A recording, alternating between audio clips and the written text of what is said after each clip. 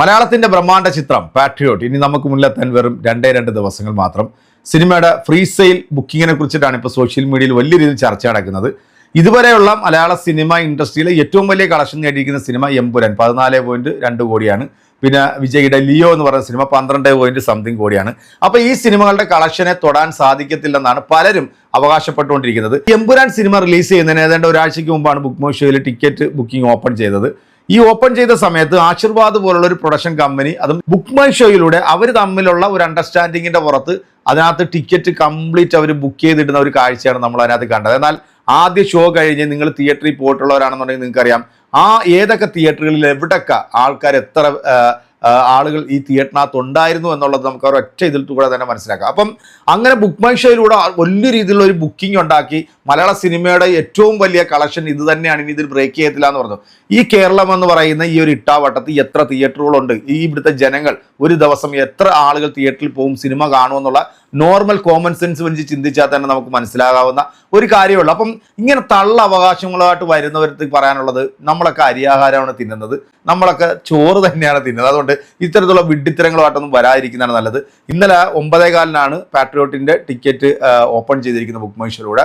Book my ഷോയിലൂടെ open ചെയ്ത് ഏതാണ്ട് 11 മണിക്കൂർ കൊണ്ട് 1,25,000 ടിക്കറ്റുകളാണ് സിനിമയ്ക്ക് ബുക്ക് ചെയ്തിരിക്കുന്നത്. അതൊരു വലിയൊരു ബുക്കിംഗ് തന്നെയാണ്. മമ്മൂക്കായും ലാലേട്ടനും ഒന്നിച്ചിട്ട് പോലും എന്തുകൊണ്ട് ഈ സിനിമയ്ക്ക് എമ്പുരാനെ തൊടാൻ സാധിക്കുന്നില്ല എന്ന് പറഞ്ഞു വരുന്നത് അത് വിഡ്ഢികളാണെന്ന് എനിക്ക് പറയാൻ പറ്റത്തുള്ളൂ. നമുക്ക് എന്തായാലും ഇതൊന്ന് കേട്ടു നോക്കാം എങ്ങനെ ഉണ്ടെന്ന്. പേട്രിയോട്ട് മലയാള സിനിമയിലെ ഈ അടുത്ത കാലത്തൊന്നും ഇത്രയും വമ്പൻ താരനിര ഒന്നിച്ചിട്ടില്ല. മമ്മൂട്ടിയും മോഹൻലാലും ഫഹദ് ഫാസിലും കുഞ്ചാക്കോനും നയൻതാരയും ഏകദേശം നമുക്കൊരു 2020 ഒരു പകുതി ഉണ്ടെന്ന് വെച്ചു. കാരണം അത്രയും മമ്മൂട്ടിയും മോഹൻലാലും ഒന്നിക്കുമ്പോൾ തന്നെ അസാധാരണ ബുക്കിംഗ് ആണ് വരേണ്ടത്. ഇപ്പൊ ഇന്ന് പ്രീസെയിൽ ഇന്ന് ബുക്കിംഗ് തുടങ്ങി. പ്രീസെയിൽ ബുക്കിംഗ് ഗംഭീരമായിട്ട് വരേണ്ടതാണ്, അസാധാരണമായിട്ട് വരണം. നമ്മളൊക്കെ ഒരുപാട് പ്രതീക്ഷിച്ച ബുക്കിംഗ് ആണ്. പക്ഷേ ഇപ്പം തുടങ്ങിയപ്പോൾ തന്നെ ഇപ്പം നമ്മുടെ ഞാനൊക്കെ താമസിക്കുന്ന ഗ്രാമപ്രദേശങ്ങളാണ്, അവിടെ ഒന്നും ബുക്കിംഗ് തുടങ്ങിയിട്ടില്ല. പിന്നെ പല മൾട്ടിപ്ലക്സിലും താമസിച്ചാണ് തുടങ്ങിയിരിക്കുന്നത്.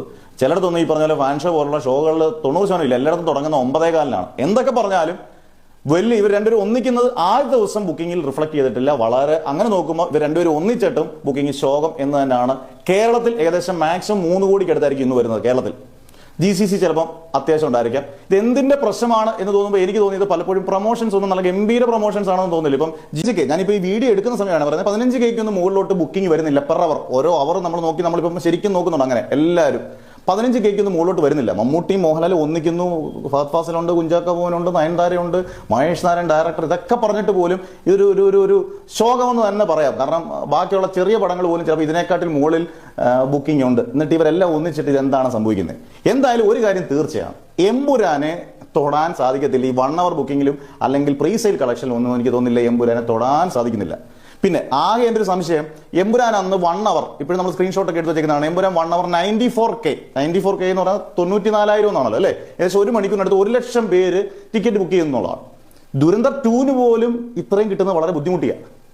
അന്ന് എമ്പുരാൻ ഇത് കിട്ടി എന്ന് പറയുന്നത് കൊണ്ട് വിശ്വസിക്കാൻ പറ്റാത്തത്, ബുക്ക് മൈ ഷോ ഇന്ത്യയെ മാത്രമുള്ള ഒരു ആപ്ലിക്കേഷൻ ആണെങ്കിൽ നമ്മൾ കേരളത്തിലും ചിലപ്പോൾ തമിഴ്നാട്ടിലും ബാംഗ്ലൂരും ഒക്കെ എന്നാൽ ഇത്ര തിയേറ്ററേ ഉള്ളൂ തമിഴ്നാട്ടിലും ബാംഗ്ലൂരിലും.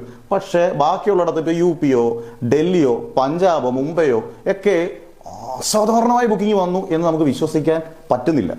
അങ്ങനെയാണെങ്കിൽ അത് 94K ഒരു ഫേക്ക് ആണോ എന്നുള്ളത് എപ്പോഴും എനിക്ക് സംശയമുണ്ടെന്ന് അറിയാവുന്നവർ, ഇപ്പോൾ എനിക്കിത് തെറ്റാ അറിയാവുന്നൊരു ഉറപ്പായിട്ട് ഇത് തിരുത്തിയേക്കുക. കാരണം ഒരു മലയാള സിനിമയ്ക്ക് അതിൻ്റെ 7 അയലത്ത് എത്താൻ പറ്റുന്നില്ല. എന്തായാലും ഒരു കാര്യം ഉറപ്പാണ്, പ്രീ സെയിൽ കളക്ഷനിൽ എമ്പുരാന്റെ 7 അയലത്ത് വരാൻ ചാൻസേ ഇല്ല പേട്രിയോട്ട്. അതിന് സംശയമില്ല. ഇനി മമ്മൂട്ടി മോഹൻലാൽ ഒന്നിച്ചിട്ട് അതിന്റെ പ്രൊമോഷന്റെ കുറവോ അതിന്റെ എന്തൊക്കെ കുറവുകളാണെന്നുള്ളത് നമുക്കറിയത്തില്ല. എന്തായാലും അതിന്റെ 7 അയലത്ത് വരാൻ ചാൻസ് ഇല്ല. കാരണം ഇനി കളക്ഷൻ വൈസ് നോക്കുവാണെങ്കിലും എമ്പുരാൻ നേടിയ ഇത്രയും നെഗറ്റീവ് പബ്ലിസിറ്റി നേടിയ ആദ്യത്തെ ഷോ കഴിയുമ്പോൾ പക്കാ നെഗറ്റീവ് പബ്ലിസിറ്റി നേടിയ പടം 265 കോടി നേടിയത് പോലും. എന്നാൽ അന്ന് എനിക്ക് ഓർമ്മയുണ്ട് 300 കോടി നേടിയ പോസ്റ്റർ പൃഥ്വിരാജിന്റെയൊക്കെ ഫേസ്ബുക്കിൽ വന്നതിന് ശേഷം പിന്നീട് ഡിലീറ്റ് ചെയ്യുമായിരുന്നു.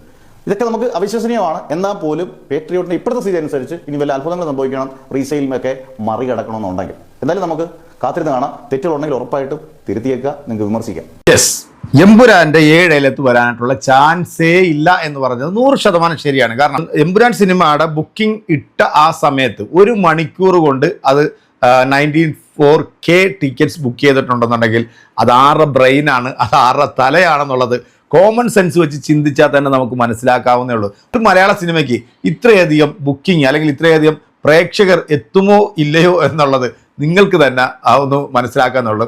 എന്തായാലും 10-200 കോടി രൂപ മുടക്കിയെടുത്തൊരു സിനിമ ആകെ തിയേറ്ററിൽ നിന്ന് കിട്ടിയത് 135 കോടി എന്നാണ് പറയുന്നത്.